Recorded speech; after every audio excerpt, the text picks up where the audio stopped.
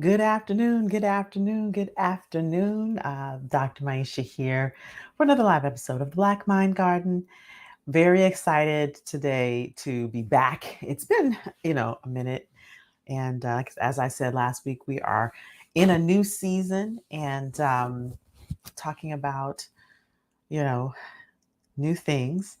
And one of the things that I've been leaning into, as you probably have noticed, if you follow me on any of the platforms, on Instagram, on LinkedIn, on Facebook, if you follow me, you know that I have been leaning into a bit more around psychological safety. And I teach and I coach and I train around communication, and that includes listening. And so that is my bread and butter. And I think about all of the ways that our communication can cultivate mental, emotional well-being, and how it can shift and transform our relationships both in the home and in the workplace. And so, I've been leaning into this whole um, idea, this concept, this space of psychological safety. And if you've read any of my blogs, I talk a little bit about what it is. And I think I may have shared a little bit in one of my previous episodes. Psychological safety is a space in which we can be free to express, free to make mistakes, free to challenge. And free to feel included. Like these are the four sort of elements that have been sort of ironed out or parsed out in Dr. Timothy Clark's book, and it's that's sort of like a nutshell version of it, because it really is just it's much more than that. But what I want to talk about with regards to creating this psychological safety, and when there's we talk about psychological safety, but you can also talk about excuse me, emotional safety as well. Um, and that psychological safety could include that mental and emotional safety. But what I want to talk about is how we listen, and how the way we listen, the way in which we listen, can either cultivate or can destroy that sense of safety that one feels in a relationship, whether it be a work relationship, whether it be a parent-child relationship, or an intimate partner relationship. So I want to first talk a little bit about how we normally listen. And, I always talk about listening through filters, but I'm going to talk a little bit differently about listening today.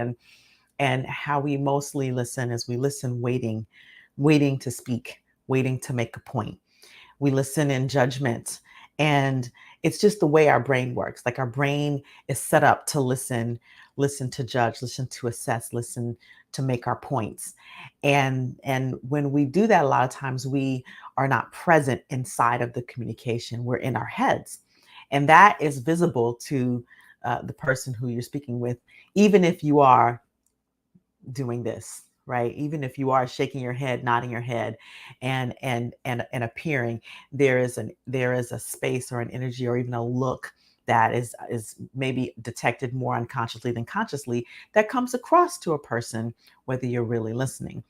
Now, um, a lot of times when we're listening through these various filters and we're listening in this automatic way that we listen, we don't always receive the entire communication. We don't always hear the entire communication.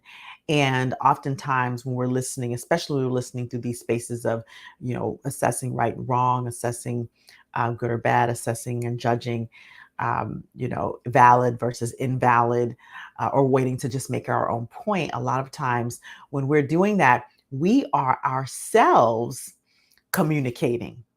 Now, it may not seem like, if we're just listening, that we're communicating, but if you remember, I've said in the past that communication is only 7% words. 7% words. So while we're not saying anything, we are still communicating. I was saying that I share in as an assumption in a lot of my trainings, and especially in the one that where I teach this work to create other coaches and other practitioners out in the world, is you cannot not communicate. You cannot not communicate, right? And so when you are in an interaction and you're listening and you are communicating, via your various facial expressions, via your body language, and even your eye movements, as subtle as it seems, right? The way you look, if you divert your eyes for just a moment, if a person's looking at you and speaking, guess what? They see that. So when you're distracted listening, when you are um, communicating non-verbally, and we're not often aware of our nonverbal communications when we are in interaction with others while we're speaking and while we're listening. This is one of the ways that can either cultivate or pull for more sharing, or pull for that feeling of, this, it's safe to share more. It's that opening of the conversation. I always you hear me talk about opening the conversation. So when you're this is like in the moment, the way you're listening, right? When you are aware of those nonverbal responses and intentional with them and present in the moment, then you're either opening the conversation or you're shutting it down. There's an exercise that I have my students do in my coach trainings, whereas I have them sit uh, partnered, right? They're partnered, and one person is telling a story, and the other person's job is to listen. And they're to listen in a particular way. They're to establish this connection, which we call rapport, right? So they're established rapport. So they're listening and they're in rapport and they're present and they're active. And then the exercise, it is designed so that at some point, some random point, they intentionally break that rapport, right? And then there's a third person, usually in the observer seat, watching what's happening.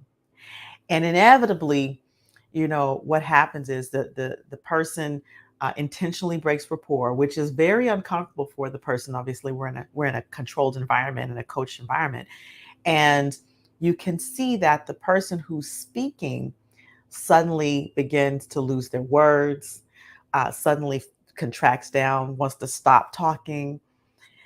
And when we come back from the exercise and discuss it, there's always the same sort of comment. The person who was in the seat telling the story when the rapport was broken, even though they knew the rapport was going to be broken, even though they knew they were in exercise, the moment that it happened, they felt an internal shift in their body that contracted them, that had them lose their train of thought, that had them kind of want to end the story, that kind of want to have them get up and walk out of the room, right?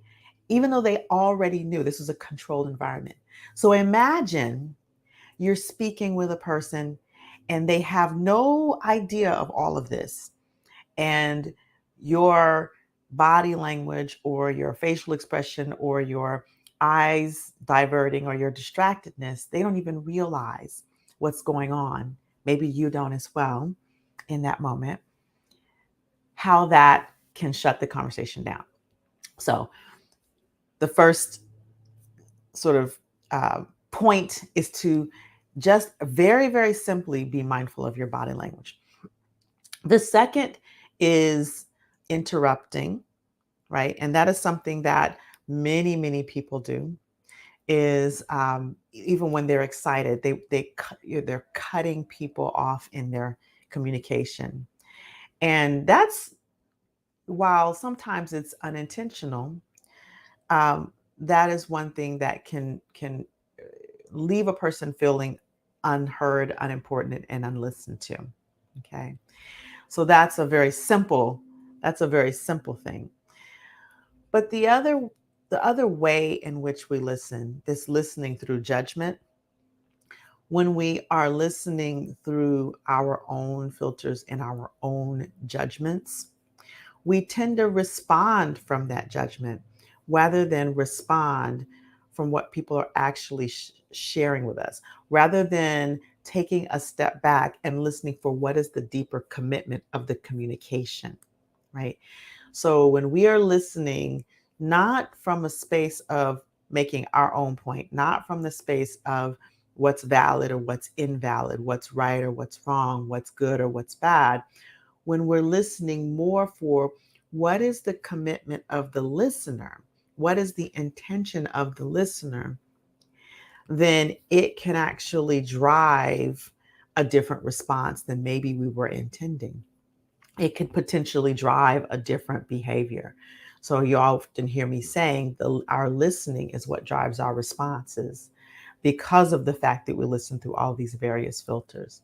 But when we're not listening for the commitment of the listener, and we're only listening from our own commitment, from our own point of view, from our own um, agenda, then our response will be accordingly. Our responses will tell that in the communication. And so when a person is listening from their listening for the commitment, what that looks like is an actual recreation of what the person said, and not necessarily understanding but an appreciation, even if the request that's being made or what's being said, there's disagreement there, there's appreciation, and there's non-judgment in the response. And when we are responding in that way, it once again opens the conversation rather than shuts it down. Okay.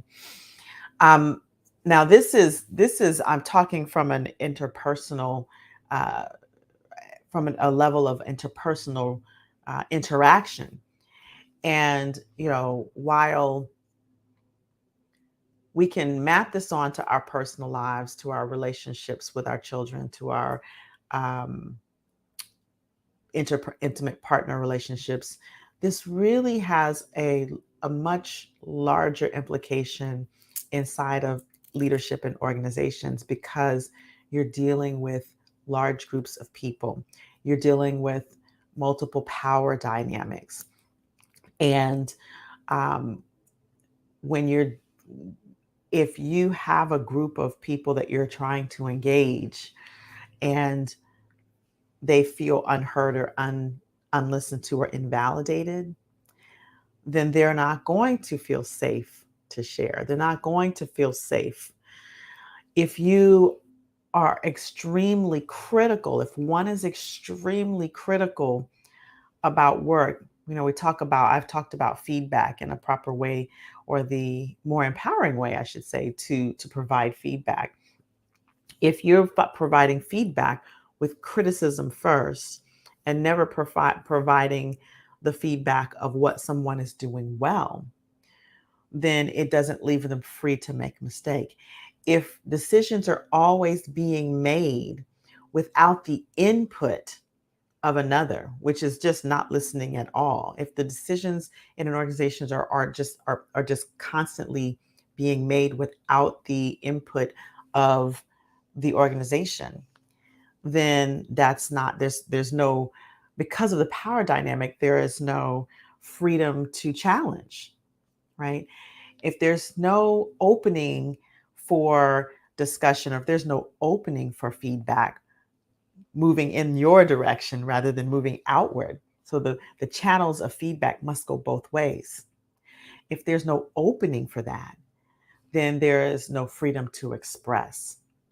And then, of course, when we look at the conversation of bias, of course, if you're always speaking through it, I'm not saying that anyone is, and we know what happens. But if when we're always speaking through our biases, if we're always speaking through our biases, through our own filters, then there's no freedom to feel included or to feel heard at all. So all of these various components of listening are included in this listening to validate, or listening to assess right and wrong, good and bad, valid or invalid, to waiting to make our own point from our own agenda. And that is the bottom line. When we are simply listening from our own agendas rather than listening for what's important to others, then it sets us up to close down the conversation rather than to open it. when we really begin to look at the values of the people who we're interacting with, it allows us to hear differently, listen differently. And let me be clear, there is definitely a difference between hearing and listening. Listening is an active process. So I'd be interested to know, what are the ways that you're training yourself, or you're being trained, or if you are a leader of an organization, you're training your leaders to listen in a way that cultivates psychological safety. And I think what that requires, when I think about, how we train ourselves, because it's not just about learning about something. It's not just about learning about the elements of how to listen or the elements of psychological safety. It's about um, practicing it on a daily basis. You practice, you may get it, you may not get it. You mess up, then you recover.